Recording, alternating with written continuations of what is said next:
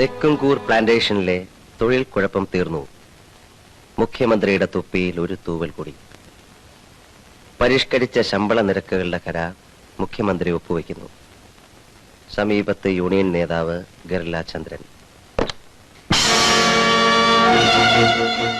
തൃപ്തിയായോടാ നിനക്ക്? അയ്യോ സാർ, ഇതെന്തു പറ്റി? ആകെ വല്ലാതിരിക്കുന്നല്ലോ. അഭിനയം വേണ്ട. ആ കൊച്ചനെ, എന്നോട് കളിക്കാൻ മാത്രം നീ വളർന്നു.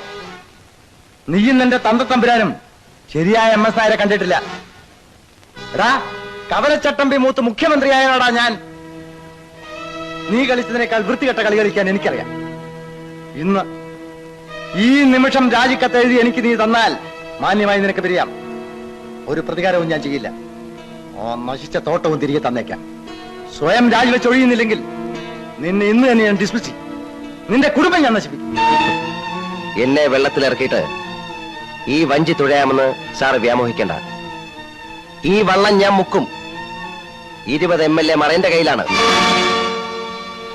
സോറി, 21 ഭരണകക്ഷി MLA മാർ എന്റെ കയ്യിലാണ്.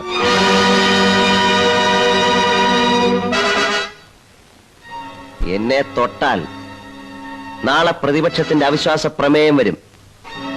ഈ വള്ളം മുങ്ങും. പ്രതിപക്ഷത്തിന്റെ സഹായത്തോടെ ഞാൻ വേറെ വള്ളം ഇറക്കും. ഞാനായിരിക്കും അതിന്റെ അമരക്കാരൻ.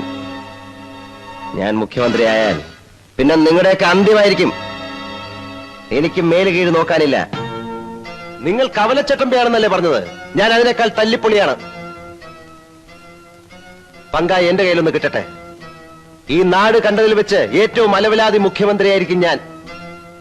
10 ദിവസമേ ചിലപ്പോ എനിക്ക് ഭരിക്കാൻ കിട്ടൂ. 10എങ്കിൽ 10. നിങ്ങളുടെയൊക്കെ സാമ്രാജ്യം കുളം തോണ്ടിയിട്ട് ഞാൻ പോവൂ. ഒന്നുകൂടി ആലോചിച്ചിട്ട് എന്നോട് കളിച്ചാ മതി. വരട്ടാതടാ, നീ കളി അറിയാവുന്നവനാണ്. തല്ലിയാൽ തിരിച്ചു തല്ലുന്നവനെ തല്ലാനാണ് എനിക്കിഷ്ടം. കാണാം.